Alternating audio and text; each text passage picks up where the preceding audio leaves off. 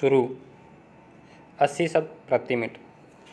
पिछले कुछ वर्षों में भाषा को लेकर लापरवाही बहुत ज़्यादा बढ़ी है। बड़े पदों पर आसीन लोग भी आक्रामक और अशिष्ट शब्दों का इस्तेमाल करते नज़र आते हैं। राजनीतिक कटाक्ष तो हो ही रहे हैं। महिलाओं के संबंध में की जा रही टिप्पणियां भी मानवीय गरिमा को कलंकित करने वाली है। एक कहावत है, लगता है जैसे इस कहावत को सत्य सिद्ध करने की होड़ उन लोगों में लगी हुई है जिन पर अपने आचरण से समाज को सुचिता का संदेश देने की जिम्मेदारी है। देश और समाज के लिए यह गंभीर चिंता का विषय है। संवाद और संप्रेषण का ऐसा घोर पतन अवश्यभावी अनिष्ट का सूचक है। पैरा लोकाचार और लोक व्यवहार समाज और लोकतंत्र के लिए जरूरी पर्यावरण रचते हैं, लेकिन विकारों की पराकाष्ठा से हो रही है। विडंबना यह है कि समाचार माध्यमों के जरिए भी यह चहु और फैल रही है, जो स्वस्थ समाज का लक्षण तो कदापि नहीं है। पैरा करीब 100 साल पहले मनीषी संपादक, प्रखर चिंतक और उस युग में देश के सामने उपस्थित भीषण समस्याओं से निपटने जूझने के लिए राष्ट्रीय कार्यकर्ताओं की श्रृंखला तैयार करने वाले कर्मयोगी पंडित माधवराव ने एक पत्रक प्रकाशित किया था।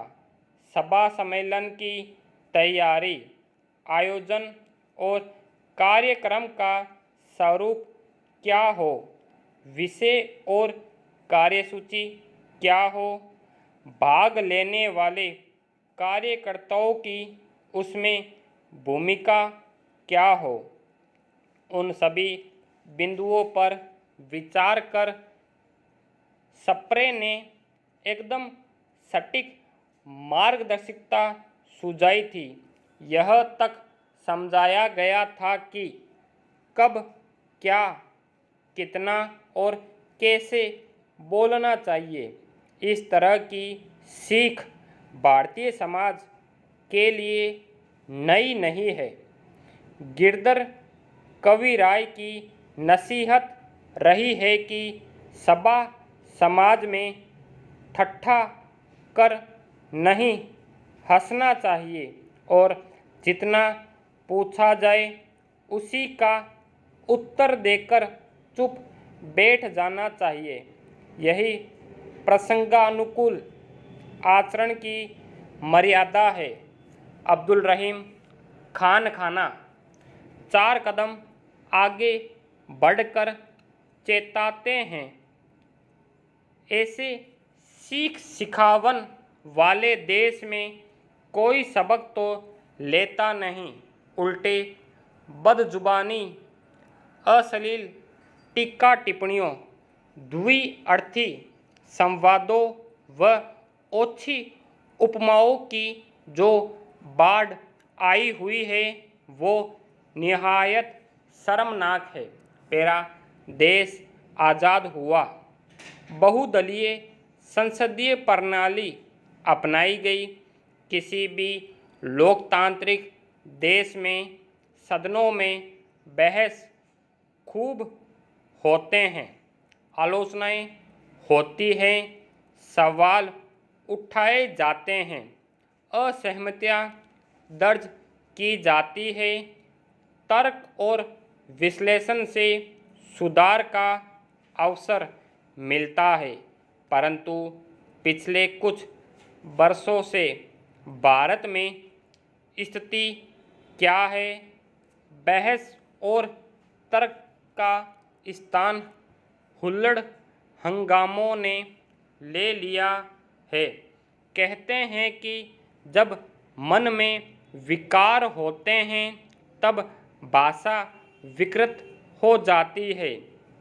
इसकी संगति में कहा जा सकता है कि जब तर्क शक्ति में प्रभाव छोड़ने का माददा नहीं रह जाता तब हुल्लड़ का ही सहारा बचता है। कभी कभी तो हंगामे प्रायोजित होते हैं। अब तो किसी को याद भी नहीं है कि संसद और विधानमंडलों में किसी महत्वपूर्ण विषय पर सार्थक बहस कब हुई थी। संजीदा प्रकृति के जनप्रतिनिधियों को शिकायत है कि कितनी भी तैयारी करके वे सदन में बोले, उनके कहे का कोई नोटिस ही नहीं लेता। मीडिया भी उसे रिपोर्ट करने लायक नहीं मानता। संसद से सड़क तक यही दृश्यावली है। इसकी कीमत चुका रहा है देश। जब सदन और सड़क माहौल के स्तर पर एकाकार हो जाएंगे तब बर्ताव भी तो सड़क छाप ही होगा। यह बड़ा संकट है। स्टॉप।